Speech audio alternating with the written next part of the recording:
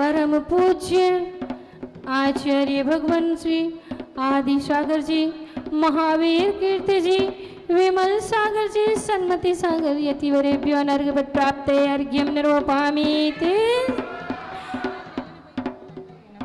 गुरु तेरे चरणों की खाते हैं कसम, गुरु तेरे चरणों सभी बच्चे हाथों हैं कसम तलम।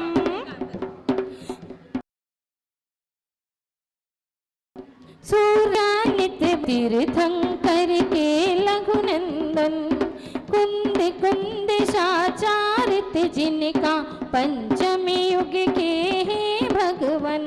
विद्या वारिधि ज्ञान दिवाकर चरणों अर्घ्य करूं अर्पण, गुरुवर विराग सागर पद में शत शतवार विनम्र नमन। ओम रूम परम पंच पूज्य राष्ट्र संत गणाचार्य 108 विराग सागति वरेभ्यो अनर्घ्य पद प्राप्ते अर्घ्यं निर्वापयामि तिस। चमेली लाला मन भूल विसर मत जाव जो, आंगनिया में आवजो दर्श दिखाव जो। मात चमेली लाला मन भूल विसर मत जाव जो, सम्यक दर्शन ज्ञान चरण तप के गुरुवर अधिकारी हो। जिन वाणी को हृदय वसाकर इस जग के उपकारी हो, आह्वान कर आज गुरु को अपने मन पधराऊंगा। हृदय कमल पर तुम्हें बिठाकर नित्य प्रति पूजा रचाऊंगा। मन मंदिर में आवसु तारण तरण जिहाद, गुरु भक्ति से ही मिटे भव भव के संतान। ओम ह्रूम परम पूज्य चरण चरिक सोर्सी विनम सागतिवर अत्रेय उत्तरोत शंभु शटा हवायनम अत्र तिष्ठिष्ठः स्थाप्यनम अत्र मम सन्न्यतो भाव भवसन्यधिकरणं परिपुष्पांजलिं क्षिपामि।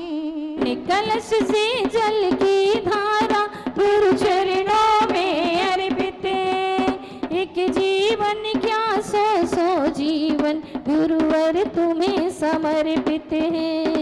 ओम ह्रूम परम पूज्य चरण चरिक 108 विनम्र सागति वरेभ्यो जन्म जन्म मृत्यु विनाशिने जन्म निर्वापयामि तिस। चंदन के ताप मिटा पाया संसार ताप के नाश है, तुगु चरणों चंदन अर्पित, एक जीवन क्या सौ सौ जीवन गुरुवर तुम्हें समर्पित है। ओम रूम परिचरिक श्री विनम्र सागति वरेभ्य संसार ताप विनाशने चंदनम निर्वापयामि स्वाहा। तीन रतन को एक जीवन क्या सौ सौ जीवन गुरुवर तुम्हें समर्पित है। ओम रूम परम पूज्य पूजन से प्रणीत श्री भगवान श्री विनम सागति वरेभ्यो अक्षय पद प्राप्ते अक्षतम निर्वापयामि तिस। मैंने गाया है ऐसा धर्म हृदय में पाने, मेरा मन ललचाया है। पारिजात मंदार आदि के कुसुम मनोहर अर्पित है, एक जीवन क्या सौ सौ जीवन गुरुवर तुम्हें समर्पित है। ओम रूम परम पुष्यमण रत्नाचर्य भगवान श्री विनम्र सागति वरेभ्यो कामण विद्वंसने पुष्पम निर्वापयामि तिस। मिटाने गुरु चरणों में लाडो बर्फी अर्पित है, एक जीवन क्या सौ सौ जीवन गुरुवर तुम्हें समर्पित है। ओम रूम परम पूज्य वात्सल मूर्ति आचार्य भगवान श्री विनम सागति वरेभ्यो क्षुधारु विनाशने नैवेद्यम निर्वापयामि तिस। संदेह समर्पित है। ओम रूम परम पूज्य काव्य सम्राट आचार्य भगवान श्री 108 विनम्र सागति वरेभ्यो मोहांधकार विनाशनाय दीपम निर्वापयामि तिस अष्टकर्मा से हेतु को में धूप समर्पित है। एक जीवन क्या सौ सौ जीवन गुरुवर तुम्हें समर्पित है। ओम ब्रह्म परम पूज्य आचार्य भगवान श्री भिन्नम सगति वरभ्यो अष्टकर्म दहने धूपम निर्वापयामि तिस क्या सौ सौ जीवन गुरुवर तुम्हें समर्पित है। ओम ब्रह्म परम पूज्य सिद्धांत आचार्य भगवान श्री भिन्नम सगति वरभ्यो मोक्ष फल प्राप्ते फलम निर्वापयामि तिस गुरु जी अब ना भटकेंगे संसार में वाए। अनर्घ पद के हेतु है गुरुवर मेरा अर्घ समर्पित है। एक जीवन क्या सौ सौ जीवन गुरुवर तुम्हें समर्पित है।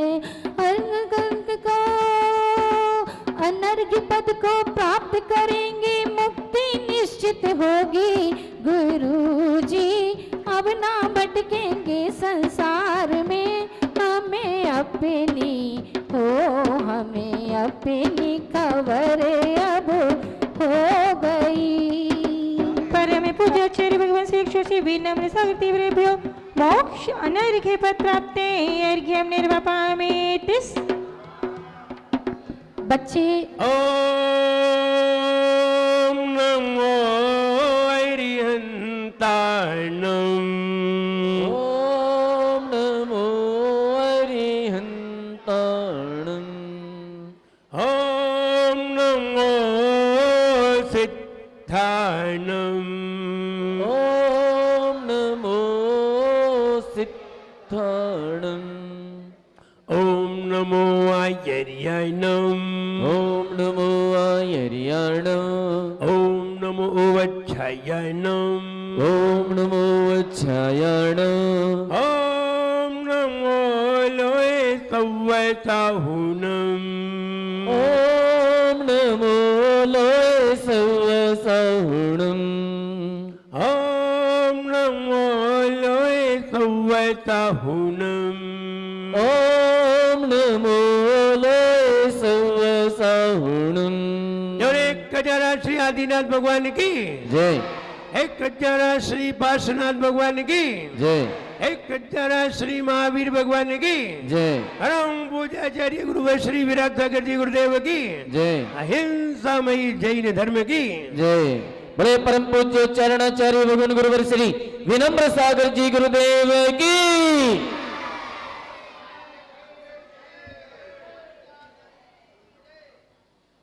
आइए सातवां छंद पढ़ने के लिए तैयार होते हैं। सातवां छंद पढ़ने के लिए तैयार। बच्चों में किसी ने पहला छंद याद किया है? बच्चों में हाँ सुनाइए पहला छंद। पद्मं संसारि सागरि निमज्जित शेष जंतु पोतायमानमभिनम्य जिनेश्वरस्य पोतायमान फिर से पोतायमानमभिनम्य जिनेश्वरस्य। बहुत अच्छे। तो माता जी को वंदनामी और दीदी जी को वंदना। कल्याण मंदिरे मुदार मवद्य वेदी वितावय प्रदमनिंदित मंग्री पदम संसार सागर निवज्जित दशेष जंतु पोतायमान ममिनम्य जिनेश्वरस्य। बहुत अच्छे। आइए सातवां छंद पढ़ने के लिए तैयार होते हैं।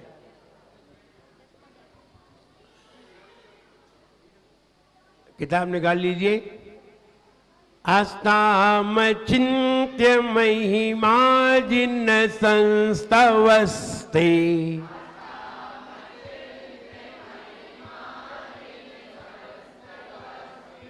आस्ताम चिन्त्य महिमा जिन संस्तवस्ते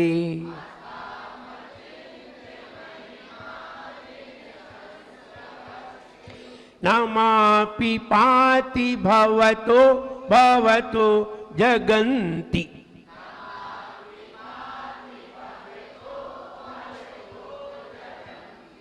नामापि पाति भवतो भवतो जगन्ति।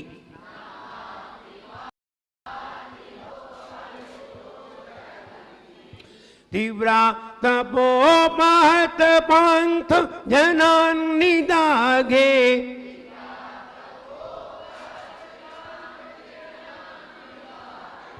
तीव्रा तपो महत पंथ जनान्निदाघे।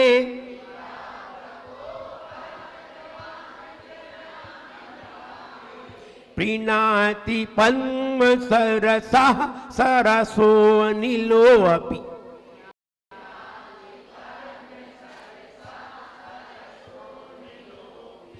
प्रीणाति पद्म सरसा सरसो नीलोऽपि।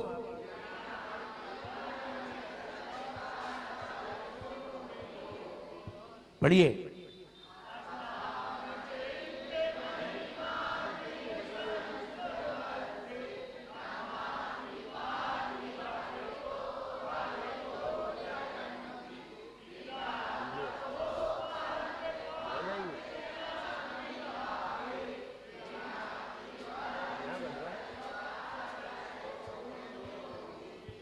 Any problem?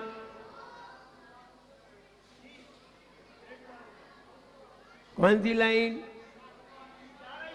चारे।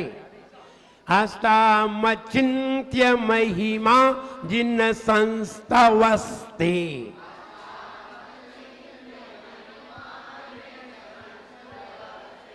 हस्तामचिन्त्य महिमा जिन संस्तवस्ते।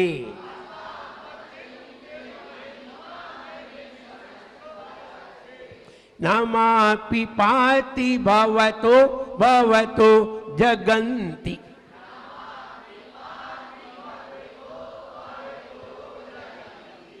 तीव्रा तपो महत पंथ जनान्निदाघे।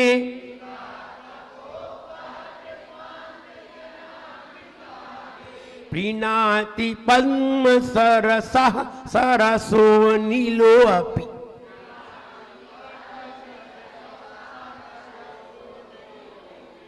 प्रीणाति पद्म सरसा सरसो नीलोऽपि।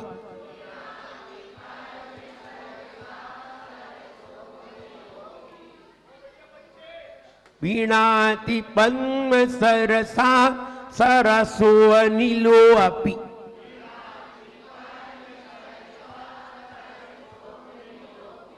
पढ़िए।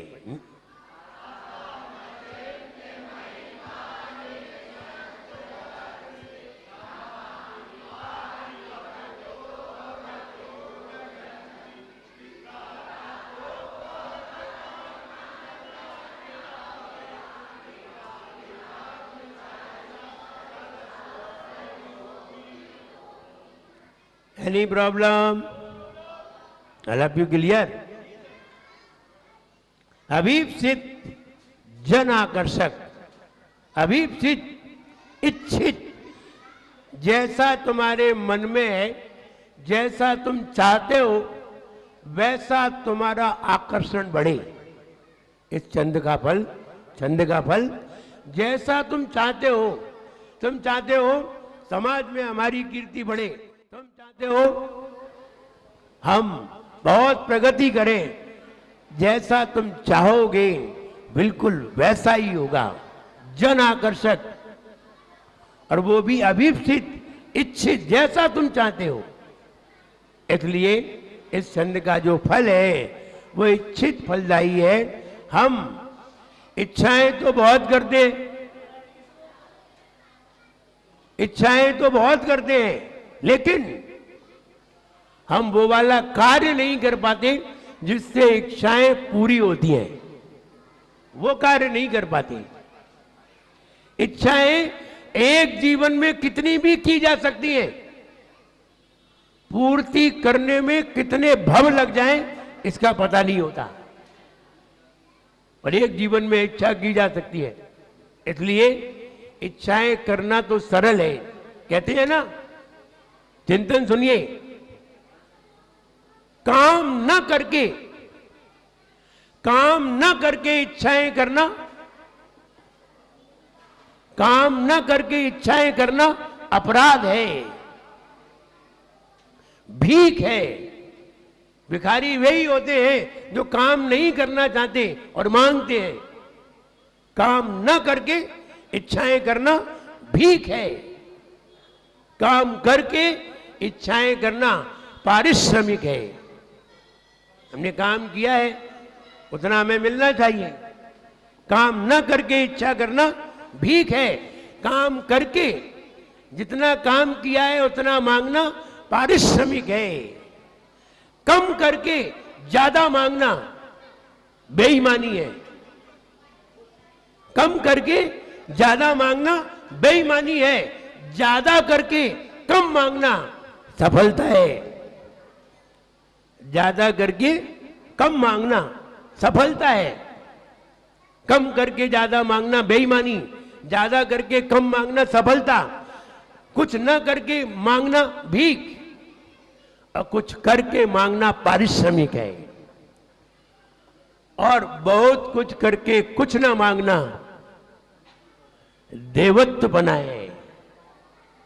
बहुत कुछ करके कुछ ना मांगना देवत्व बना है। और बहुत करना लेकिन मांगना नहीं, करना लेकिन मांगना नहीं, देवत्व बनाए हैं। इसलिए हम देखिए करते कम है और मांगते ज्यादा है, बेईमानी है। होता यह है आपकी बेईमानी सफल नहीं होती। आप भगवान की पूजन करने तो जाते नहीं, भगवान का अभिषेक करने तो गए नहीं, भगवान की मन से सेवा तो की नहीं, और मांगने लगे जाकर के एक श्रीफल चढ़ा के। भगवान इतने पागल थोड़े ही है 20 रुपए के श्रीफल में तुम्हें जितना किया है उतना मांगोगे तो मिलेगा। और देखिए उदाहरण दे रहा हूं, ज्यादा किया है कम मांगो तत्काल मिलेगा। ज्यादा किया है और कम मांगो तत्काल मिलेगा। जैसे तुमने किसी के पास 1 लाख रुपए रख दिए, आपके किसी पर 1 लाख रुपए रखे और आप उससे 10,000 रुपए मांगे तो वो कितनी देर लगाएगा देने में? अभी। और तुमने किसी पर 1 लाख रुपए रखे और तुम 2 लाख मांगो, वो 50 बहाने बना देगा, बोले है नहीं है। कम करके ज्यादा मांगना बेईमानी है, देगा नहीं। और ज्यादा करके कम मांगना, आपके बैंक में 50 लाख रुपए जमा है और आप किसी को 2 लाख रुपए का लोन दिलवाना चाहें तो बैंक तत्काल दे देगी। और तुम्हारे 10 लाख जमा है और 50 लाख का लोन तुम किसी को दिलवाओ, बैंक मना कर देगी। समझिए, ज्यादा करके कम मांगना सफलता है, कम करके ज्यादा मांगना बेईमानी है, और कुछ ना करके मांगना ये तो भीख है। मिल गई तो ठीक, नहीं मिली तो जय जिनेंद्र। इसलिए कुछ ना करके मांगना, इसलिए मांगना चाहिए तो ज्यादा करके मांगना चाहिए। साधु परमेष्ठी होते हैं, अगर वे कभी मांगे तो उनकी मांग तत्काल पूरी हो जाती है। उसका कारण यही है, वे करते तो बहुत हैं और मांगते हैं नहीं। और जब कभी मांगते हैं, कोई मन में आ गया, कोई भावना आ गई ऐसी कि यहाँ एक बहुत बढ़िया मंदिर होना चाहिए, बहुत बढ़िया शिखर होना चाहिए, बहुत बढ़िया प्रतिमा होना चाहिए, ऐसा उनके मन में भाव आ गया, तत्काल पूरा होता है। वे सोच तो ले, और श्रावक 6 बार सोचे तो भी पूरा नहीं होता। साधु जरा सा सोच ले, अभियान पूरा हो जाता है। तो कहने का मतलब ये है कि ये साधु के पुण्य की बलवती है। पुण्य ज्यादा है, मांग छोटी है, तत्काल पूरा हो जाएगा। पुण्य कम है, मांग ज्यादा है, पूरा नहीं होगा। इसलिए साधु जो भी सोच लेगा हो जाएगा। साधु सोच तो ले, साधु सोच तो ले, सोच लेगा तत्काल पूरा हो जाएगा। अगर हम यहां जो भी सोच ले कि टीकमगढ़ में ऐसा होना चाहिए तो हो जाएगा, ऐसा नहीं है नहीं होगा, बिल्कुल हो जाएगा, हो रहा है बिल्कुल हो रहा है और हो भी जाएगा। अभी मैं कहाँ बाजार के मंदिर में था, कल दर्शन कर रहा था, पार्श्वनाथ भगवान का दर्शन कर रहा था, तो दर्शन करते करते एक विचार आ गया, अब कहो तो बता दे। हाँ बोले बता ही दूं। बस ये एक विचार है कि बाजार के मंदिर में इतनी बड़ी पार्श्वनाथ भगवान की प्रतिमा, वो भी स्फटिक मणि की होनी चाहिए। और मेरे मन में आ गया तो होने में जरा भी देर नहीं लगेगी, बस मन में आ जाना है। और मन में आया है तो ध्यान रहे हो भी जाएगा, मन में आया तो, नहीं आया तो नहीं होना है। छोटी सी प्रतिमा देखी थी हमने, कहाँ देखी थी, यहाँ देखी, छोटी सी, नहीं इतनी बड़ी होनी चाहिए कि टीकमगढ़ में ही ना हो, इतनी बड़ी हो। और मुझे लगता है हो भी जाएगी। नहीं, पार्श्वनाथ भगवान अब आ जाएगी, चिंता मत करिए, आ भी जाएगी, हम चाहेंगे तो आ भी जाएगी। तो कहने का मतलब ये है, साधु जो चाहे वो हो जाता है, बस उसके मन में आ जाए, और उसके मन में आया तो फिर सब हो जाना है। तो यहां हम ये कहना चाहते हैं, कुछ ना करके मांगा जाए तो भीख, कुछ करके मांगा जाए तो पारिश्रमिक, कम करके ज्यादा मांगा जाए बेईमानी, और ज्यादा करके कम मांगा जाए सफलता, तत्काल मिलता है। और बहुत कुछ करके कुछ ना मांगा जाए देवत्व बना है। वो व्यक्ति कोई देवता है, करे तो, लेकिन मांगे कुछ नहीं। इसलिए अभीप्सित इच्छा करिए, इच्छा करने के लिए कोई मना नहीं है, खूब करिए, लेकिन इच्छाओं का कार्य भी करिए। अगर इच्छाएं की, कार्य नहीं किया तो दुख होगा। इसलिए इच्छाओं का कार्य भी करिए तो सफलता मिलेगी। अभीप्सित जन आकर्षक, इसकी जाप देखिए, ओम ह्रीम हरहम, ओम ह्रीम हरहम, अभिष्ट साधयानम बीज बुद्धिनम, ओम ह्रीम हरहम, नमो अभिष्ट साधयानम बीज बुद्धिनम, ओम ह्रीम हरहम, नमो अभिष्ट साधयानम बीज बुद्धिनम। ऐसे मुनि महाराज जिन्हें बीज बुद्धि प्राप्त है, बीज बुद्धि का मतलब समझिए, जैसे एक बीज होता है, छोटा सा बीज, इतना सा बीज, इस बीज में कितनी क्षमता है इसका कोई अंदाजा नहीं लगा सकता।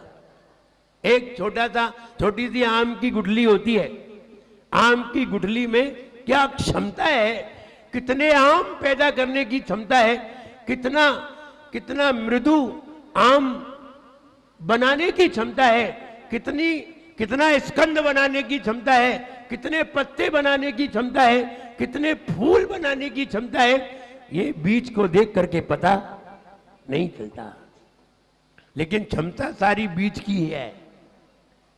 जैसे कि एक बात कही जाती है, एक टाइटल आता है एग्जाम में, एक टाइटल आता है और कहते हैं निबंध लिखिए, इस बात पर 200 शब्द लिखिए, 300 शब्द लिखिए, 400 शब्द लिखिए, ये लिखने को आता है। इससे तुम्हारी क्षमता का पता किया जाता है। स्वामी विवेकानंद जब अमेरिका में पहुंचे तो युवा थे, तो बहुत सारे अमेरिका के लोग जो विद्वान थे, बड़ी अच्छी श्रेणी के लोग थे, बैठे हुए थे। उन्होंने उनके सामने कहा, आप किस पर बोल सकते हैं? उन्होंने कहा, हम हर बात पे बोल सकते हैं, आप बताइए आपको किस पर सुनना है। तो किसी ने बोर्ड पर शून्य बना दिया, बोलो। स्वामी विवेकानंद 3 दिन तक बोले, वे सुनते सुनते थक गए, बोले अब रहने दो। बोले समझ में आया कि शून्य पर कितना बोला जा सकता है, और तुमने सोचा था कि ये क्या बोलेंगे शून्य पर, और वो शून्य पर ही बोलते गए। और शून्य का मतलब तो बहुत ऊंचा होता है, लेकिन किसकी समझ में आए? जहां ध्यान ध्याता ध्येय का न विकल्प बच वेदन, जहां वहां शून्यता आती है, निर्विकल्प होते हैं, वीतरागता को प्राप्त होते हैं, भगवतता को प्राप्त होते हैं। अब वो लगातार प्रवचन देते रहे, वे सुनते सुनते थक गए, बोले इसे ही कहते हैं बीज बुद्धि। एक जरा सी बात दी जाए और तुम उसे बहुत बड़ा विस्तार करके बता दो, इसे कौन सी बुद्धि कहते हैं? बीज बुद्धि। ये बीज बुद्धि रिद्धि है। वे मुनि महाराज एक शब्द उनकी समझ में आ जाए और उसी पे प्रवचन करने लग जाए और उसी पे पूरा प्रवचन हो जाए। ये बीज बुद्धि है। ये बीज बुद्धि यद्यपि सबके अंदर है, लेकिन हमारी समझ में नहीं आती कि मेरे अंदर है या नहीं है। सबके अंदर। आप शक्कर लेने जाइए बाजार में, जो शक्कर के व्यापारी हैं वे शक्कर लेने जाते हैं, वे सारे बोरा खोल करके नहीं देखते, एक परखी लगाते हैं और परखी से थोड़ी शक्कर निकालते हैं और पूरे बोरे का अंदाजा लगा लेते हैं। कौन सी बुद्धि है? जरा सा जाना और पूरे का अंदाजा लगा लिया, बीज बुद्धि है। कौन सी बुद्धि? महिलाओं में भी ये बुद्धि है। महिलाएं जब चावल बनाती हैं और इतने सारे चावल कुकर में रहते हैं, और जब चावल देखती हैं तो कितने देखती हैं? एक। बीज देखा और पूरे चावल का ज्ञान हो जाता है। कौन सी बुद्धि है? लेकिन बीज बुद्धि रिद्धि नहीं है। ये बीज बुद्धि है, रिद्धि नहीं है। इसलिए बीज बुद्धि महिलाओं के अंदर तो विशेष होती है। जब 3 मित्र मिले तो तीनों मित्रों की शादी हो गई, और शादी होने पर आपस में बात कर रहे थे, तो उन्होंने कहा बताओ तुम्हारी पत्नी कैसी है? बोले तुम्हारी पत्नी कैसी है? बोले मेरी पत्नी लेक्चरर है। जब वो किसी एक विषय पे बोलती है तो 1 घंटे से कम नहीं बोलती। उसे एक विषय मिल जाए तो 1 घंटे से कम बोलती ही नहीं है। कोई सा भी विषय मिल जाए तो दूसरे से पूछा तुम्हारी पत्नी कैसी है? बोले मेरी पत्नी नेता है, पार्षद है।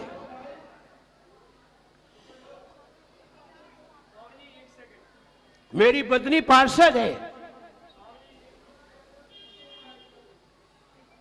बोला मेरी पत्नी पार्षद है।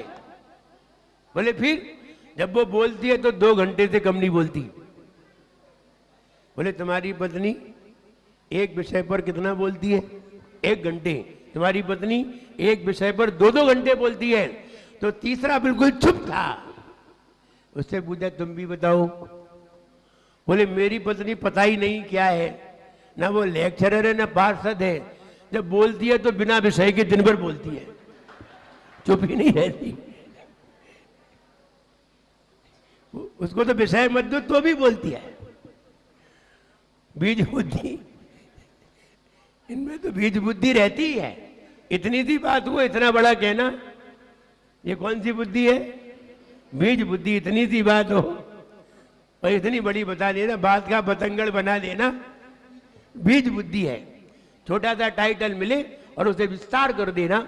एक जरा सा तत्वा सूत्र लिखा हुआ मिल जाए और किसी को पूरे तत्वा सूत्र का ज्ञान हो जाना, ये बीज बुद्धि है। एक शब्द तुम्हें लिखा मिल जाए, द्वादशांग, पूरे द्वादशांग का ज्ञान हो जाना, बीज बुद्धि है। ऐसी बीज बुद्धि गणधर मुनिराज में पाई जाती है। मैंने जरा सी बात का विस्तार करना आता है तो ऐसी बीज बुद्धि जिन मुनि महाराज के अंदर है, वे मुनि महाराज विदेश क्षेत्र में विराजमान है। और ये कहते हैं अभीष्ट प्राप्ति हेतु, अभीष्ट माने इच्छित, जो तुम चाहते हो उसी चीज की तुम्हें प्राप्ति हो। ऐसे मुनि महाराज आप तो ये चाहिए कि मेरे अंदर इतना ज्ञान हो कि मुझे जरा सा भी एक शब्द सुनाई दे और हम उस शब्द का विस्तार करना जान जाएं और उस शब्द को जान जाएं कि ये शब्द में क्या कहना चाहते हैं। ऐसी हमें बुद्धि हो। बीज बुद्धिधारी वे मुनि महाराज विदेश क्षेत्र में विराजमान, उन मुनि महाराज को मेरा मन से वचन से, काय से नमस्कार हो। बुद्धि किसे कहते हैं? बुद्धि किसे कहते हैं? किसी भी बात को तत्काल समझने की क्षमता को बुद्धि कहते हैं। कोई भी बात कही गई और तुम्हारी समझ में तत्काल आ गई, किसी भी बात को तत्काल समझने की क्षमता को बुद्धि कहते हैं। अगर हमने कोई बात बोली और आपको समझ में आ गई तो कहेंगे आप बुद्धिमान हो, और हमने 2 बार बताई आपकी समझ में नहीं आई तो क्या कहेंगे? आप बुद्धू हो। समझ में ना आए तो बुद्धू, और समझ में आ जाए तो तत्काल समझने की क्षमता को बुद्धि कहते हैं। अब आता है मेधा किसे कहते हैं? बुद्धि, मेधा, प्रतिभा, प्रज्ञा, ज्ञान, सब अलग अलग चीजें हैं। पहली हमने क्या बताई है? बुद्धि किसे कहते हैं? तत्काल समझने की क्षमता को। जब हम उसका विस्तार करते हैं, जब हम फीड कराते हैं और आपके दिमाग में तत्काल फीड हो जाता है, इसका मतलब है आपकी बुद्धि अच्छी है। और हम बताएं और आपके अंदर फीड ना हो, इसका मतलब है आपकी बुद्धि अभी अच्छी नहीं है, या बुद्धि में कुछ और है। तो बुद्धि किसे के? तत्काल समझने की क्षमता को बुद्धि कहते हैं। मेधा और प्रतिभा, आप प्रतिभा जानिए। प्रतिभा किसे कहते हैं? प्रतिभा कहते हैं नए नए आविष्कार करना, नए नए चिंतन करना, नए नए विचार आना। जैसे किसी के अंदर कंप्यूटर बनाने का विचार आया, किसी के अंदर मोबाइल बनाने का विचार आया, हर किसी के अंदर नहीं आया, किसी के अंदर आया। आपको यह कहना पड़ेगा ये प्रतिभाशाली है। जब कोई व्यक्ति नया सॉफ्टवेयर बना लेता है तो उसे प्रतिभाशाली कहा जाता है। तो नए नए चिंतन, नए नए आविष्कार, ये प्रतिभा है। आगे मेधा। मेधा किसे कहते हैं? मेधा समझिए, कोई भी पाठ किया जाता है अथवा त्रिकालवर्ती वस्तु का ज्ञान होना मेधा है। त्रिकालवर्ती वस्तु का ज्ञान होना मेधा है। भविष्य का भी ज्ञान हो जाना, अतीत का भी ज्ञान हो जाना, वर्तमान का भी ज्ञान होना मेधा कहलाती है। त्रिकालवर्ती पदार्थ का ज्ञान होना मेधा है। और नए नए आविष्कार होना, नए नए आविष्कार होना प्रतिभा है। नए नए चिंतन आना प्रतिभा है। और प्रज्ञा समझिए, प्रज्ञा किसे कहते हैं?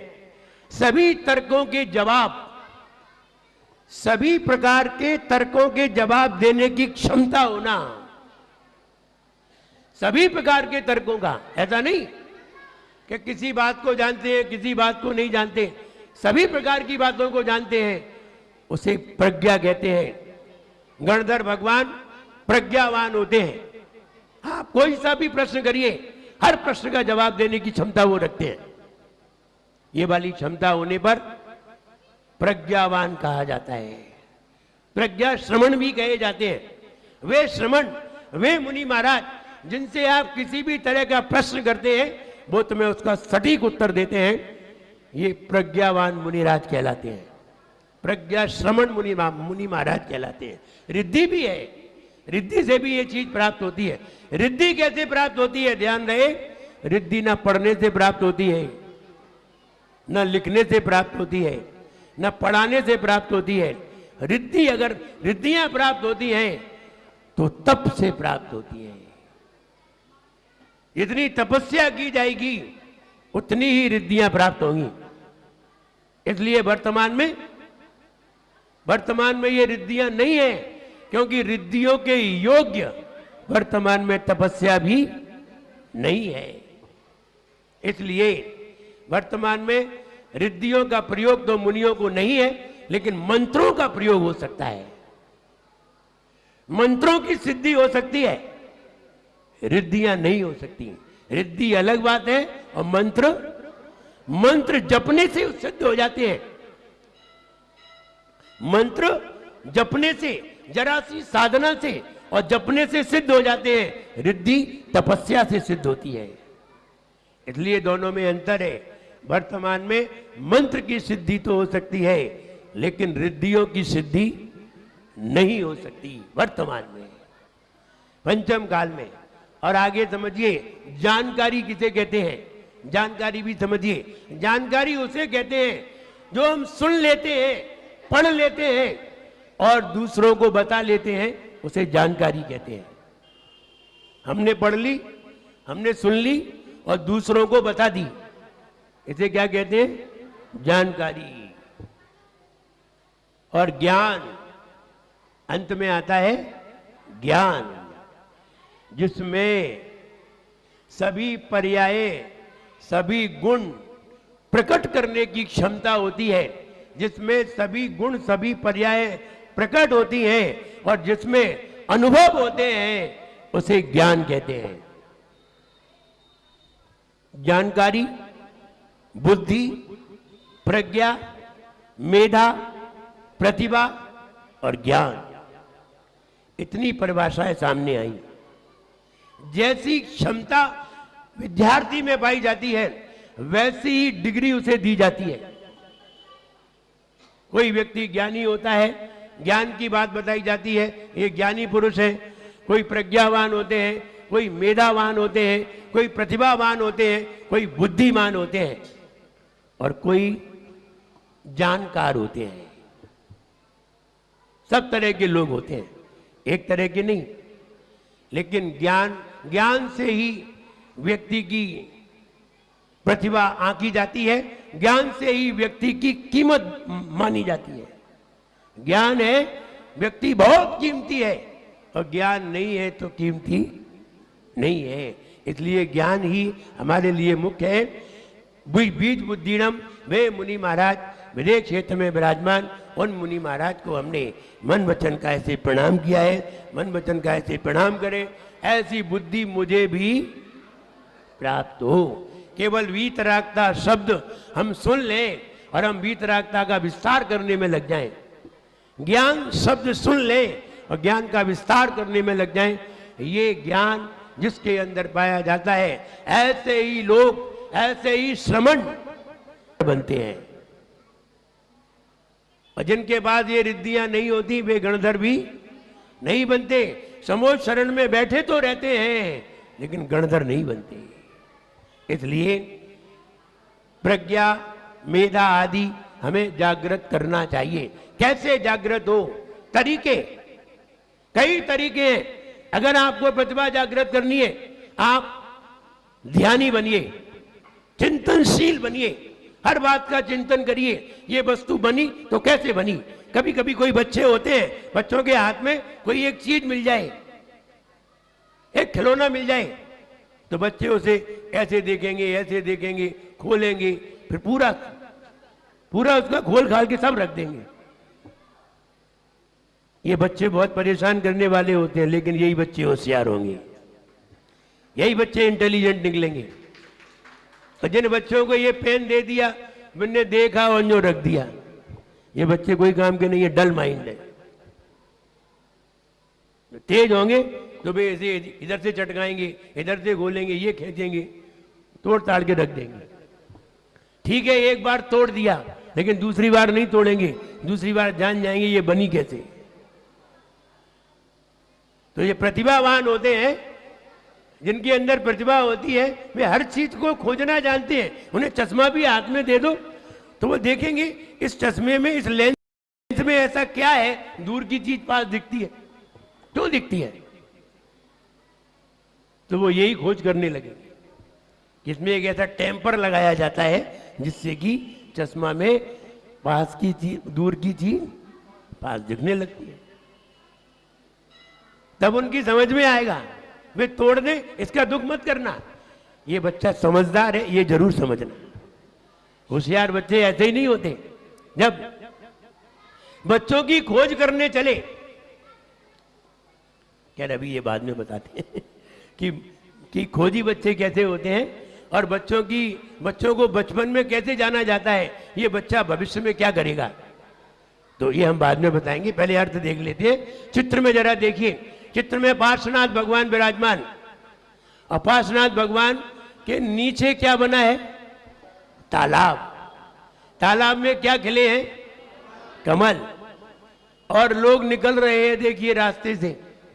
कुछ लोग तालाब के किनारे बैठे हैं चटाई बिछाए, कुछ लोग निकल रहे हैं, गुजर रहे हैं वहां से, और कई लोग ऊपर भगवान को नमस्कार कर रहे हैं। अब देखिए क्या अर्थ निकलता है इसका। पार्श्वनाथ भगवान विराजमान, तालाब में खिले कमल और चलती हुई हवा और बाजू से निकलते हुए लोग, वो कितना अच्छा महसूस करते होंगे। आप भी कभी किसी गर्मी के मौसम में तालाब से गुजरते होंगे, तालाब से शीतल हवा जब चलती होगी तो कैसा लगता है, बहुत अच्छा लगता है। थोड़ा सा सुकून तो मिल ही जाता है, थोड़ी सी गर्मी से निजात तो मिल ही जाती है, और ऐसा लगता है कि यहीं बैठे रहो।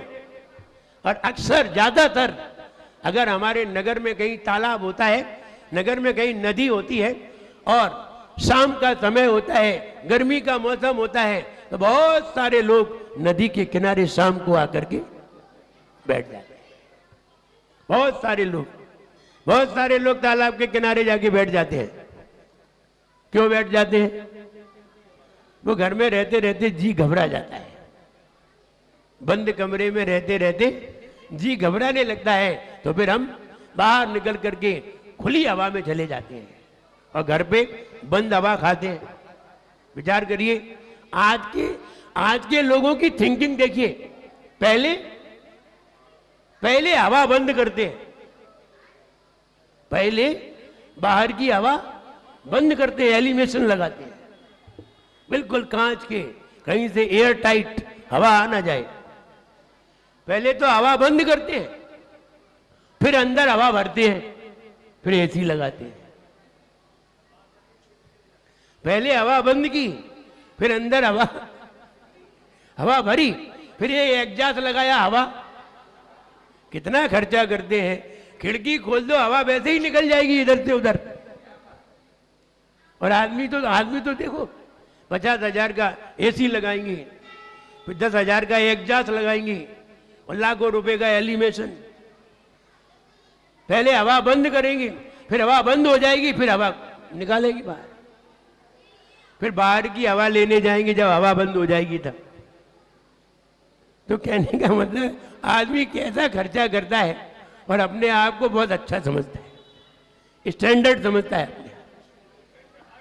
हाँ, इसमें उनका स्टैंडर्ड है। हाँ, हम स्टैंडर्ड व्यक्ति हैं। पहले तो हवा बंद की, फिर हवा डाली, फिर हवा निकाली, यही करते रहते हैं। कितने पैसे खर्च करते हैं। अरे खुली हवा में बैठ जाओ, ना डालने की जरूरत है और ना निकालने की जरूरत है। तो वो नदी के किनारे जो बैठ जाते हैं, तालाब के किनारे जाके बैठ जाते हैं, और यहाँ आचार्य महाराज यही समझाते हैं, आस्ताम मचिंत महिमा। हे भगवान, अचिंत महिमा हे भगवान आपके स्तवन की अचिंत महिमा है। आपके अचिंत स्तवन, आस्ताम स्तवन तो दूर, संस्तवते आपका स्तवन तो दूर, आस्ताम माने दूर, आपका स्तवन तो दूर, नाम अपि नाम ही पाती भवतो जगंती। हे भगवान, आपका स्तवन तो दूर, स्तवन करते हैं तो किसी का गला है या नहीं, किसी को गाना आता है या नहीं आता, किसी को बोलना आता है या नहीं आता, पढ़ना आता है या नहीं आता। स्तवन करने में गले की जरूरत है, और गले में बढ़िया गली की जरूरत है, और गला ही बहुत चौड़ा है तो स्तवन नहीं कर पाओगे, गा नहीं पाओगे। इसलिए स्तवन करने में गले की जरूरत है, कंठ की जरूरत है, बुद्धि की जरूरत है, पढ़ने की जरूरत है। लेकिन नाम लेने में इनकी जरूरत नहीं है।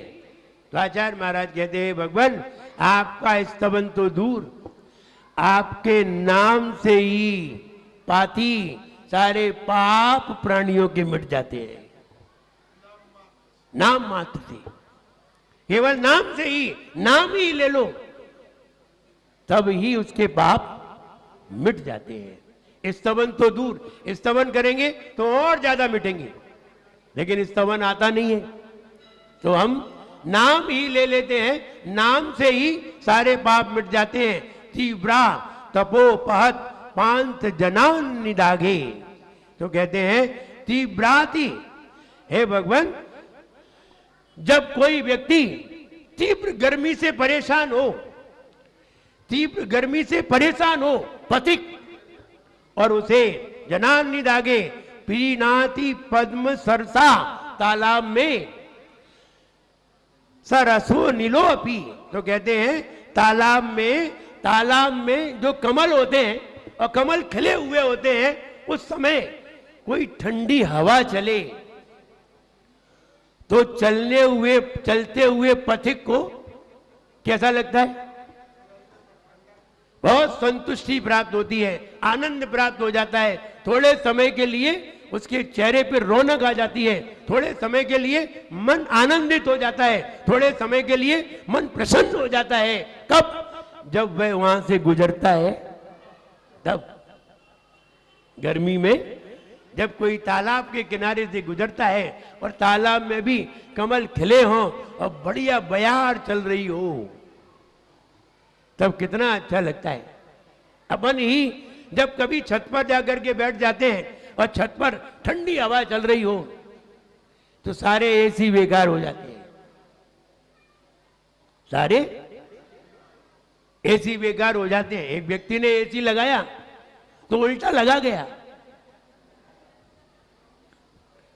बाहर तो ठंडा करने का लगा दिया, बाहर तो ठंडा करने का लगा दिया और भीतर बोले ये कैसा एसी है?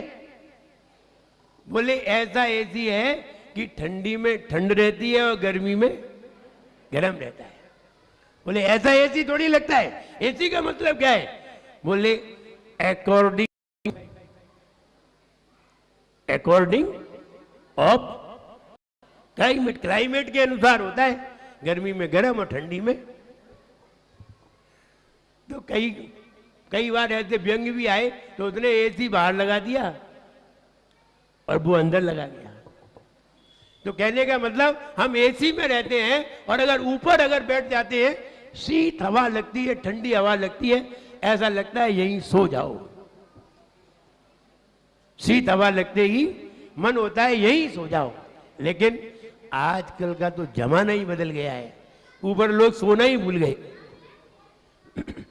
छत पर लोग सोना ही भूल गए और बहाने कई बनाने लगे। जब हम जयपुर पहुंचे और जयपुर में 7वीं मंजिल पे मेरे हार हुए, 7वीं मंजिल पर। अब वो लोग जो पड़गाने आए थे, हमने देखा तो उसमें तो एक ही व्यक्ति रह गया मेरे पास, यानी बाकी सब कहां गए? बोले वो पहली मंजिल से लिफ्ट में बैठ के ऊपर पहुंच गए, वो पहले से ही ऊपर पहुंच गए थे। हमने चलो ऊपर आ गए, पीछे से तो दिखाई नहीं दिए थे। बोले हम तो लिफ्ट से आ गए। तो वे तो लिफ्ट से ऊपर पहुंच गए, हम चढ़ते 7वीं मंजिल पे जाके पहुंचे। अब हमने इसके ऊपर क्या है? बोले इसके ऊपर छत है। तो हमने वहां छत पर भी जाकर के देखा, छत इतनी गंदी पड़ी थी। हमने आप लोग छत पे नहीं सोते? बोले छत पे कौन जाता है, छत पे कौन जाता है? तो आजकल लोग छत पे सोना भूल गए। पहले कहाँ छत पे सोते थे और आनंद ही अलग थे। जब बिस्तर बिछा देते थे तो थोड़ी देर ठंडे हो जाने दो, तो थोड़ी देर में बिस्तर ठंडे होते थे और लोग खुली हवा में सोते थे, आनंदित होते थे और बीमार नहीं होते थे। और अब देखो हर किसी को गैस की बीमारी है। क्यों है? क्योंकि हवा तो खराब हो गई, इसलिए बीमारियां हैं। तो यहां कहते हैं कि जो तालाब के किनारे से गुजरने वाले ग्रीष्म काल में जो लोग हैं उन्हें थोड़ा सा सुकून महसूस होता है, जैसे तालाब के किनारे से गुजरने पर कमल से टकराती हुई निकली हुई बयार ग्रीष्म काल में गुजरते हुए व्यक्ति को आनंद महसूस करती है, सुख महसूस करती है। ऐसे ही हे भगवान, आपका स्तवन तो दूर, आपका नाम ही व्यक्ति को जीवन में शांति महसूस कराता है। आपका नाम केवल नाम, इसलिए आपका नाम बहुत ऊंचा है। आपका स्तवन तो बहुत दूर, स्तवन तो किसी को आता है किसी को नहीं आता है, कविता किसी को आती है नहीं आती है, किसी को गाना आता है नहीं आता है, लेकिन आपका नाम तो सबको आ सकता है। नाम लेने में कोई गाने की जरूरत नहीं है, पूजन को तो गाने की जरूरत है।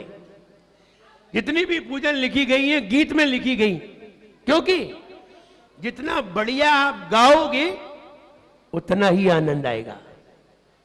जितना बढ़िया गाओगे उतना ही आनंद आएगा, गाओगे नहीं तो आनंद नहीं आएगा। कभी कभी कोई लोग कहने लगते हैं कि कोई व्यक्ति इतनी जोर से क्या, तो बताओ इनको हमें बुलाने का दोष लगेगा कि नहीं लगेगा? तो हम कहें नहीं लगेगा। आप भूलते नहीं है, जो व्यक्ति गाता है उसकी आवाज में मिठास है, आपका ध्यान उस तरफ चला जाता है। अगर आप गाते होते तो आप ये नहीं कहते कि उनको दोष लगेगा कि नहीं लगेगा, वो तो गा रहा है, भक्ति में आनंद में विभोर हो रहा है। आप आनंद में है नहीं और दूसरे को आनंदित देख करके आप भी आनंद लेने लग जाते हैं। जैसे कि ये भव समुद्र अपार तारण के निमित्त सुविधि ठई, अति दृढ़ परम पावन यथारथ भक्ति वर्णो का सही। हो जल अखंडित शाली तंदुल,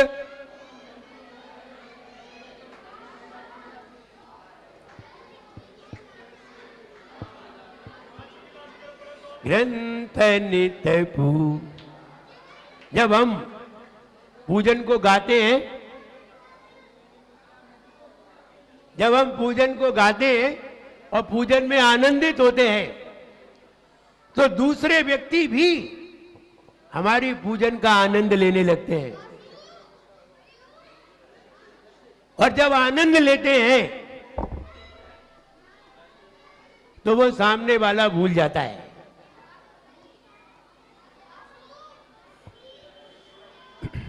इसलिए यहां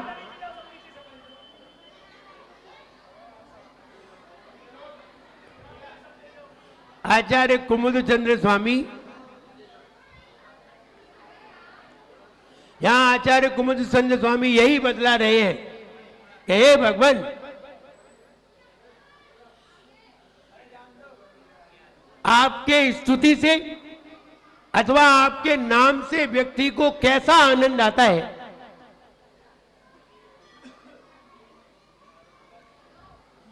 आपके नाम से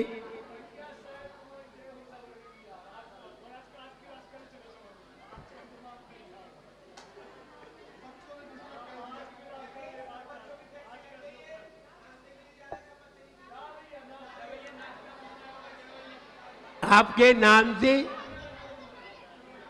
आपके स्तवन से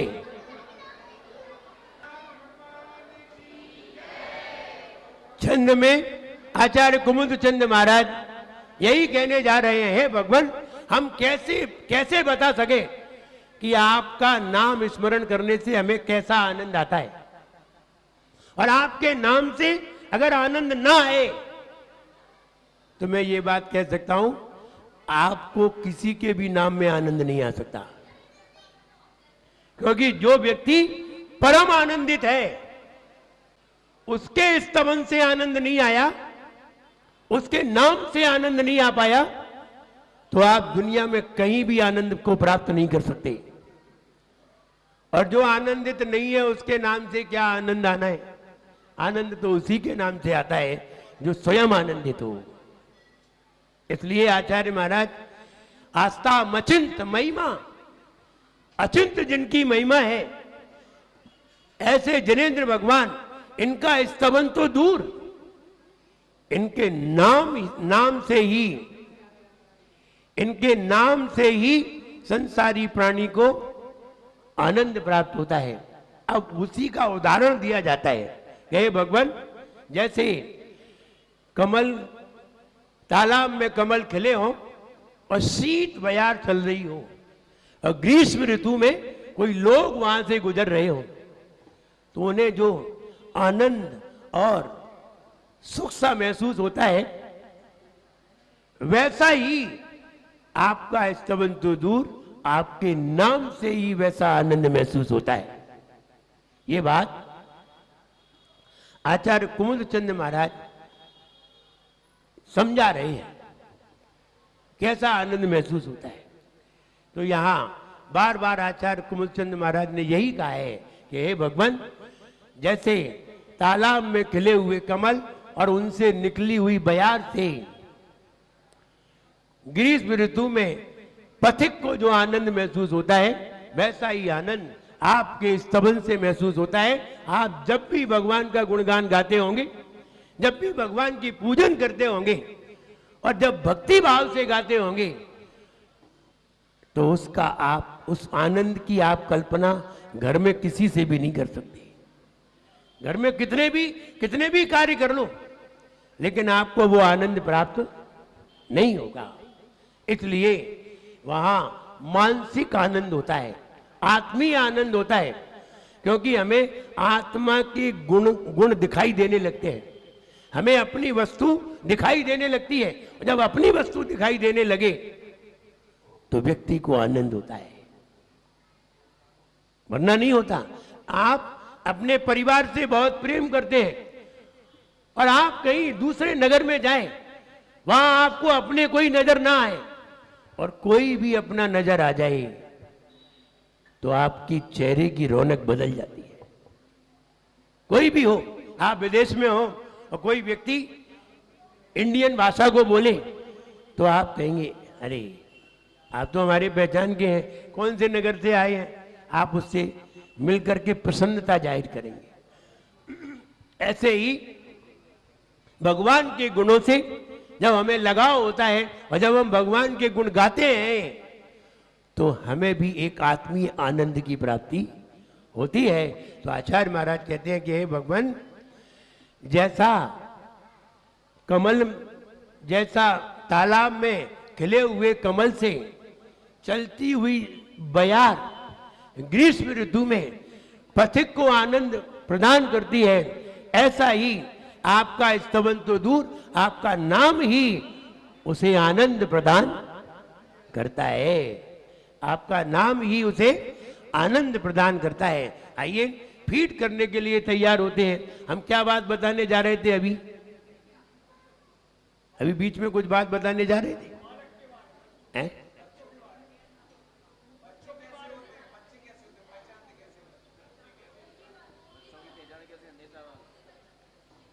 बच्चों की पहचान कैसे होती है? बालपने में ही बच्चों की पहचान हो जाती, कहते हैं ना, पूछ के पांव पालने में ही नजर आते हैं, जो बड़े में क्या करेंगे। कोई छोटा बच्चा हो, हमारे आचार्य श्री थे, तो आचार्य श्री छोटी अवस्था में लोटा लेकर के, वो बाल्टी छोटी सी पकड़ ली, अंजुली लगा ली और जो झाड़ू पकड़ लेते थे, मम्मी से कहते थे पड़गाओ, हमें पड़गाओ। तो पूत के पांव पालने में नजर आते हैं। तो वो आचार्य श्री कभी कभी बताते, उनकी माँ बताती थी कि झाड़ू पकड़ लेते थे और एक बाल्टी ले लेते छोटी वाली, और ऐसे अंजुली लगा के मम्मी से कहते देखो जल्दी पड़गा लो, नहीं तो हम आगे चले जाएंगे। तो छोटी अवस्था में जब 4-5 साल के थे, उनकी माँ को मालूम था कि पूत के पांव पालने में दिखाई देते हैं, पूत के लक्षण पालने में दिखाई देते हैं। तो ये बालकों की पहचान है। बचपन में ही पहचान कर ली जाती है कि जब वो कोई चीज तुम्हारी तोड़ने लगे, उन्हें माला दे दो, वे माला फेरेंगे नहीं, वे माला जे देखेंगे जो बनी कैसी है। ऐसे कोई खिलौना दे दो तो वो खिलौने को तोड़ेंगे।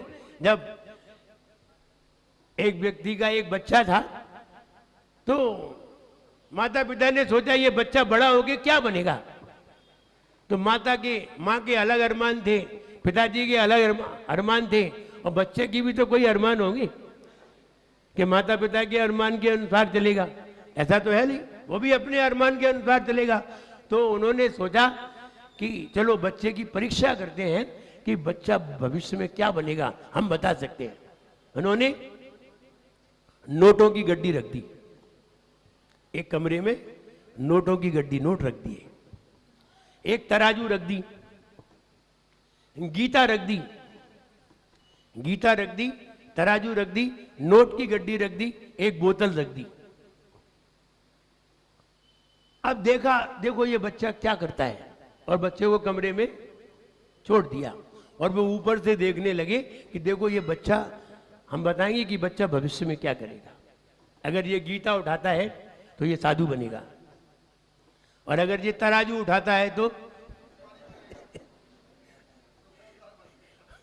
दुकानदारी करेगा, और अगर ये बोतल उठाता है तो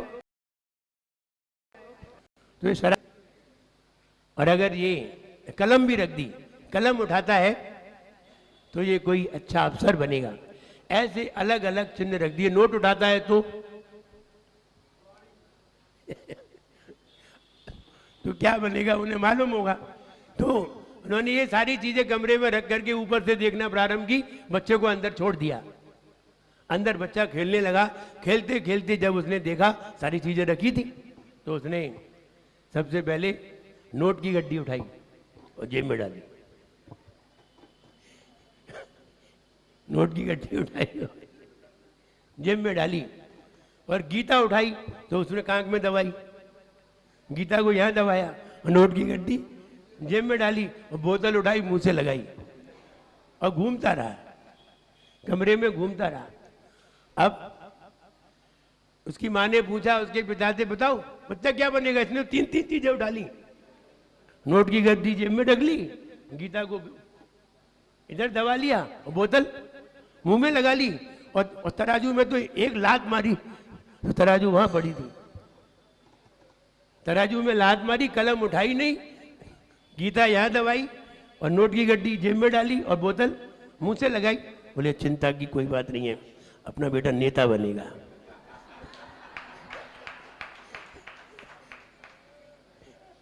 अपना बेटा, क्योंकि ये नेता की पहचान है।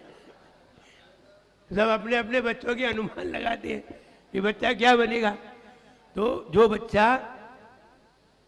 छोटे में सारी चीजों को तोड़ करके खोल करके देखता हो, समझना चाहिए ये बच्चा इंटेलिजेंट होगा, क्रिएटिव निकलेगा, और हो सकता है ये इंजीनियर बने, कोई ना कोई चीज का मैकेनिक जरूर बनेगा। लेकिन अगर कोई बच्चा कोई चीज को देख करके वो चुपचाप रख दे और देखे ही नहीं, ये तो डल है, ये कोई काम का नहीं है, ये तो और परेशान करेगा। तो कभी कभी हम सोचते हैं कि घर में इतने सारे बच्चे होते हैं, ये माता पिता को कितना परेशान करते होंगे, सोने नहीं देते होंगे। शंकर भैया अपने घर गए, समझ में आ गई, बोले महाराज रात रात भर सो नहीं पाते थे, अभी तो 2 ही बच्चे हैं तुम्हारे, 2 बच्चों में ही नहीं सो पाते, और जिनके 4-4 6-6 बच्चे होते होंगे वो कैसे सो पाते होंगे। इसलिए बच्चों का भविष्य जानना है तो उनका भविष्य 8 साल के पहले ही पता चल जाता है कि बच्चों का भविष्य क्या होगा। 8 साल में ही पता चल जाए 80 साल तक क्या करेंगे। इसलिए ये तो समझने की बात है। आइए फीड करने के लिए तैयार होते हैं। ओ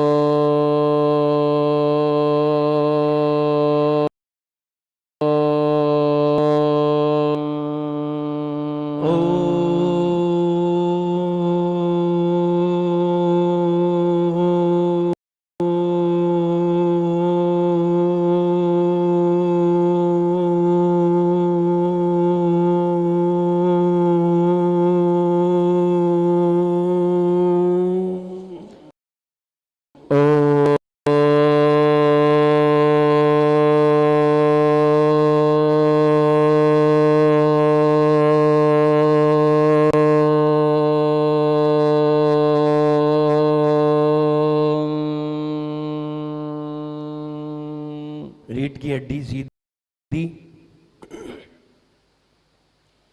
मस्तिष्क के बीचा बीच में आंखों को स्थापित करिए, केंद्रित करिए, हाथ खुले हो और रीढ़ की हड्डी सीधी करके योगासन में बैठिए।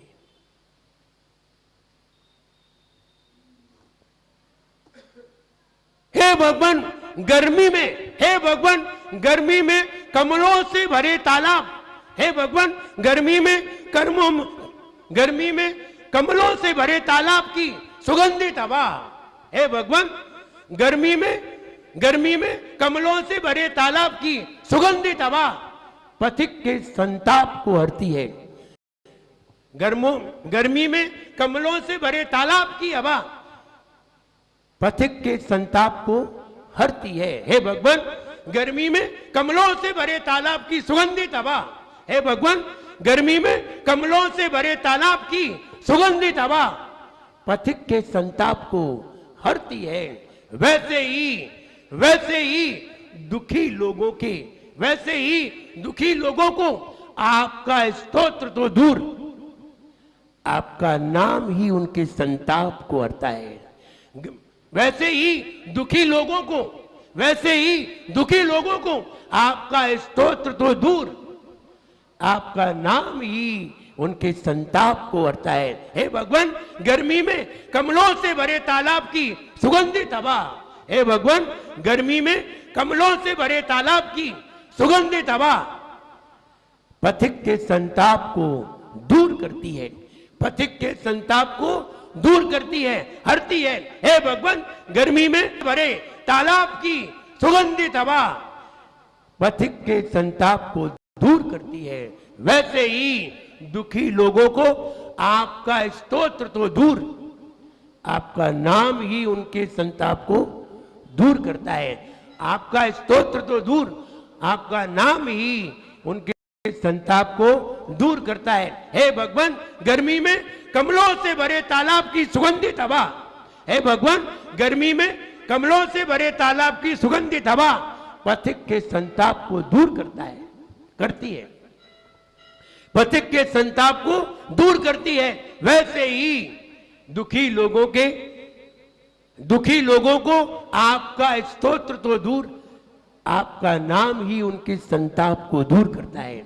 आपका स्तोत्र तो दूर, नाम ही उनके संताप को दूर करता है। हे भगवान गर्मी में कमलों से भरे तालाब की सुगंधित हवा पथिक के संताप को दूर करता है। हे भगवान गर्मी में कमलों से भरे तालाब की हवा पथिक के संताप को दूर करती है। वैसे ही दुखी लोगों को आपका स्तोत्र तो दूर, आपका नाम ही उनके संताप को हरता है। रिपीट, हे भगवान गर्मी में कमलों से भरे तालाब की हवा, हे भगवान गर्मी में कमलों से भरे तालाब की हवा पथिक के संताप को दूर करती है। हे भगवान गर्मी में कमलों से भरे तालाब की सुगंधित हवा पथिक के संताप को दूर करती है। वैसे ही दुखी लोगों को आपका स्तोत्र तो दूर, आपका नाम ही उनके संताप को हरता है। हे भगवान गर्मी में कमलों से भरे तालाब की सुगंधित हवा पथिक के संताप को दूर करती है, वैसे ही दुखी लोगों को आपका स्तोत्र तो दूर, आपका नाम ही उनके संताप को हरता है। क्लियर? क्लियर? कौन सुना रहे?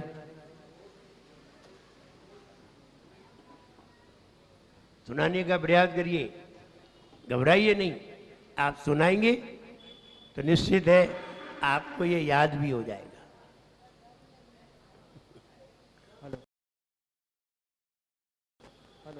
सुनाइए, तुम्हारे पीछे। हे भगवान। हेलो, एक मिनट, माइक में बोलिए, सबको सुनाइए। हे भगवान।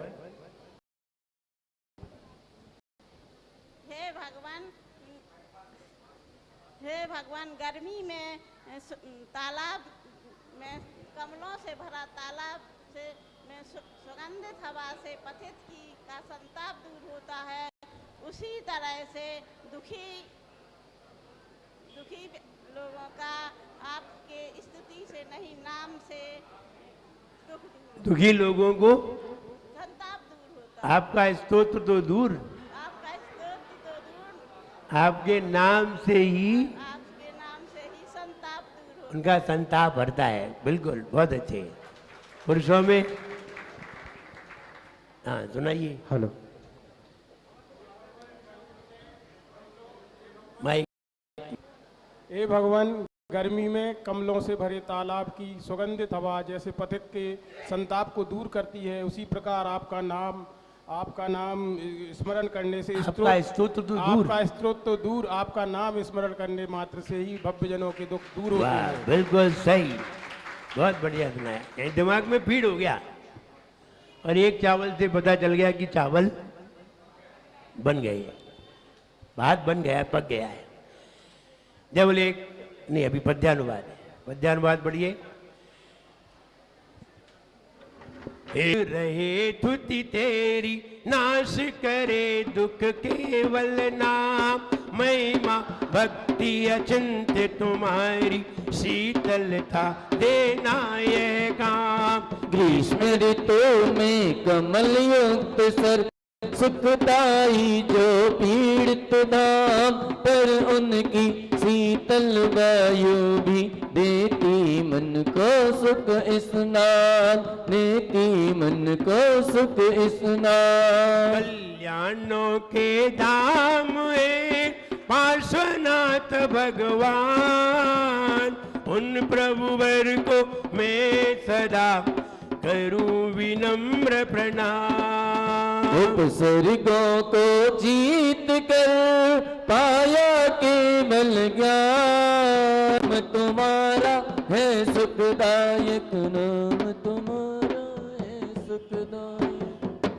कल्याणों का धाम यही स्तोत्र बताए रे, कल्याणों का धाम यही स्तोत्र बताए रे।